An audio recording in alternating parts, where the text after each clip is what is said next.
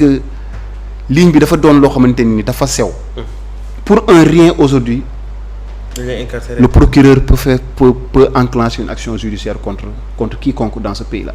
mais man parce que procureur sax dañ ne woon ay jamono ils vont am na x bi ñuy wër ndax jamono ji la x boobu noonu ñu naan wax depuis lors ci manifestation yi moom mooy inciter gars yi ñu dem à la violence moom mooy genre présumé chef des terroristes ndax x boobu jamono ji identifié woo comme étant Ousmane Sonko. xam nga tey.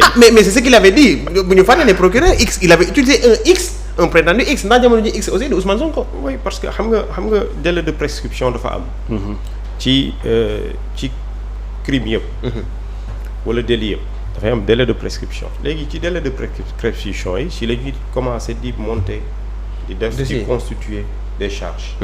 donc xam naa ci loolu la ñu kii ak yooyu parce que su fekkee wóoru leen dañuy def x. suñ demee ba am nag def monsieur tel wala madame tel. mais ñun situation bi daal liberté d'action liberté d'expression.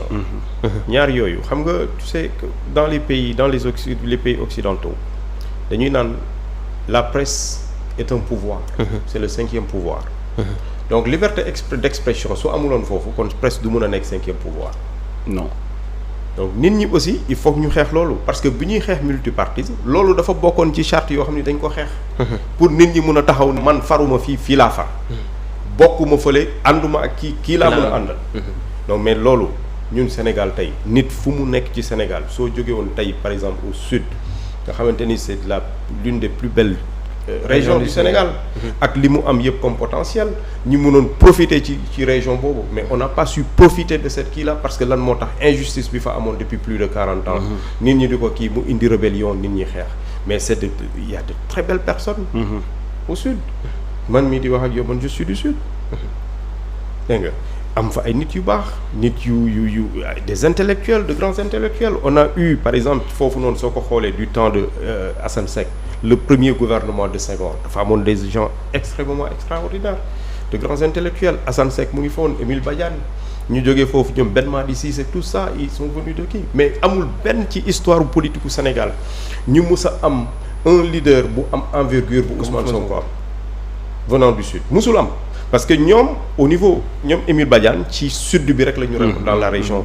la Basse Casamance foofu la ñu yemoon mais Ousmane dafa transversal Ousmane diaspora bi sax dañu dem ba ànd ak moom waaw su nekkee loolu kañ moom kañ envergure nationale waaw mu am benn envergure même Jean-Luc Mélenchon on l'a vu il a réagi ci parti politique boo xamante ne quoi qu'on puisse dire parti la boo xamante ne y a même pas 10 ans mu constitué wu 2015 ok 8 ans exactement mu am loolu lan moo ko bay constance ak cohérence bi mu ñëwee nag ci échiquier bi peut-être dafa bett nit ñi parce que dañ ko soo xoolee par exemple 2017 bu muy ñëw en campagne en kii pendant les législatives ci Forest yi la jàlle ok mu am ñaata voix amuloon sax 30 000 voix mu ñëw dem 5 ans après ñu dem presque 700 000 voix mais loolu daf ko liggéey parce que pendant longtemps bi parti politique yu bari bañee ji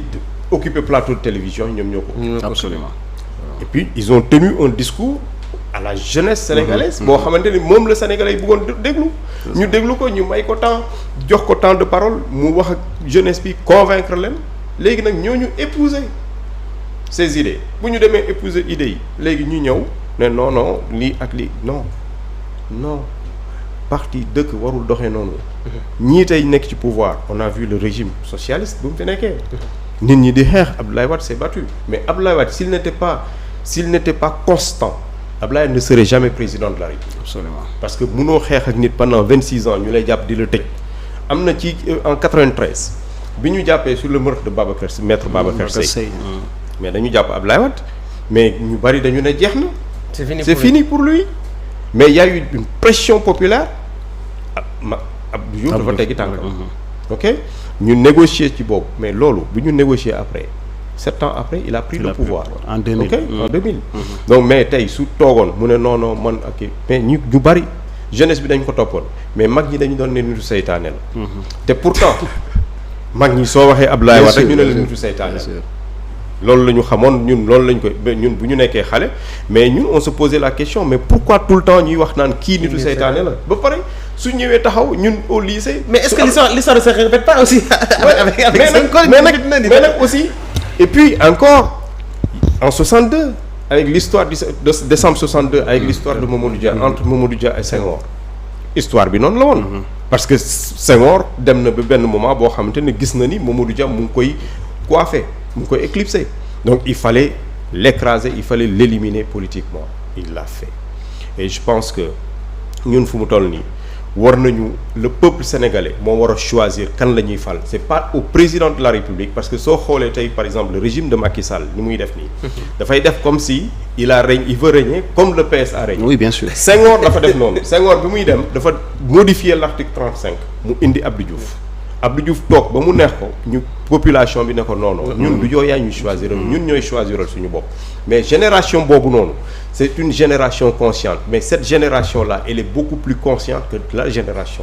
léegi maintenant les conséquences dans l'échiquier politique on en vient jamono ji nag Pastef entre guillemets pour l'instant par décret tas nañ ko donc nekkatul parti boo xam ne day continuer maintenant qu'est-ce qui va advenir des Ngagne Demba Touré qu'on a vu vraiment nekk ñi nga xamante ne jox nañ ko bopp que vont devenir Birame Souleye ñoom El Malick Ndiaye et tout ce que Pastef représente jamono ji ñoom nga xam ne seen taxawaay jamono ji ñu ci bari bàyyi nañ leen bopp seen i maires yi nga xamante ne am nañ ko fu ci mel ni Parcelles et d'autres diwaan yi nga xamante ne ñoom ñoo ngi koy yore ñooñu lan la ñuy nekk après ndax dañuy taxawalaat beneen parti wala dañuy dem bokk ci beneen. waaw léegi li am mooy le bébé Pastef il existe toujours.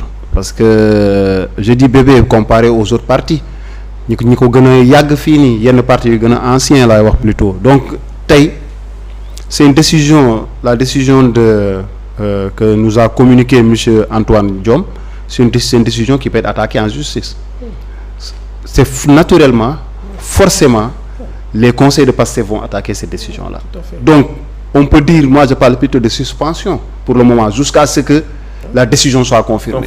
Mais la décision peut être bel et bien attaquée. Maintenant, combien de temps cela va prendre? Bon, comme on dit, tu sais, moi j'aime pas trop quand on dit le temps de la justice. Non, ça c'est pas bien. En fait, moi je crois pas en ça. Moi je pense qu'il faut faire le nécessaire dans les temps. Quand on a voulu en finir avec le dossier Mame Mbaye Niang, on a vu que la justice 45 jours. Allait à une vitesse qui dépassait notre entendement. Il y a même des gens qui ont dit on n'a jamais vu un dossier en diffamation qui a été jugé en l'espace de 45 jours. Donc si la justice est capable de faire cela, la justice est capable de se prononcer par rapport à la dissolution de Pastef dans les prochains jours, au plus tard dans un mois, ils sont capables de le faire. Que cela se fasse. Mais moi je suis sûr que les conseils de Pastef ils vont faire le travail. Donc ça veut dire que les jeunes dont vous me parlez, les Ngagne Demba Touré et autres, bon, s'ils vont pas en prison entre-temps, parce que bon, apparemment, voilà quoi, depuis hier, il y a eu des convocations et des arrestations.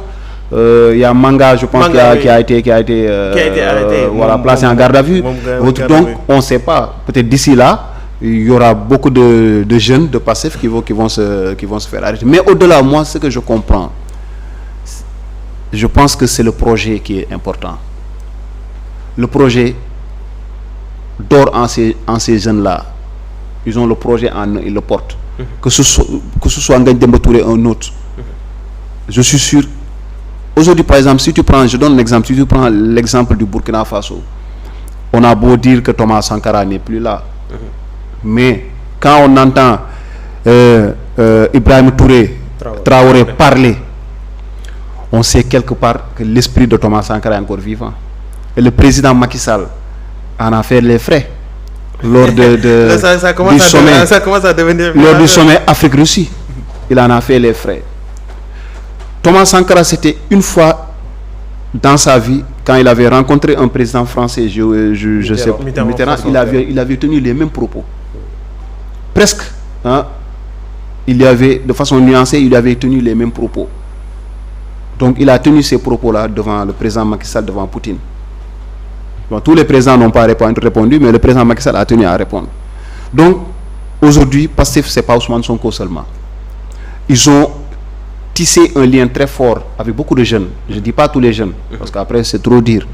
Il y a des jeunes qui se retrouvent dans ce que dit Ousmane Sonko.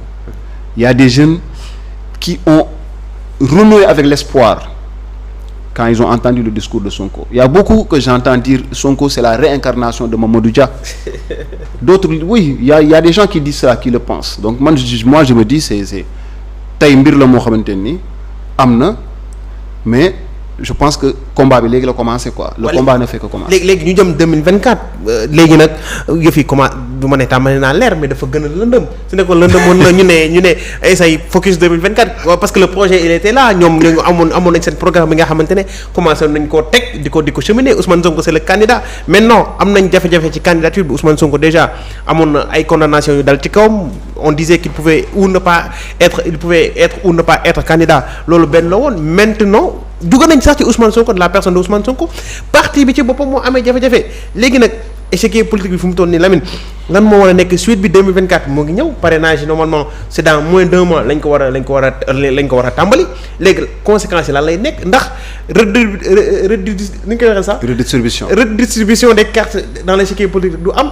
Bien sûr Pastef on va pas les enterrer, la décision bi wàcc na ci kaw mais jusqu'à la preuve du contraire actuellement nii nag ñoom dafa mel ni gars yi écarté nañ leen pour de bon. donc xam nga reconfiguration politique dafa waroon am depuis 2014. bi Khalifa gagné par exemple avec Taxawu Ndakaaru. reconfiguration bi foofu la waroon am. mais en quelque part dañu xaw a raté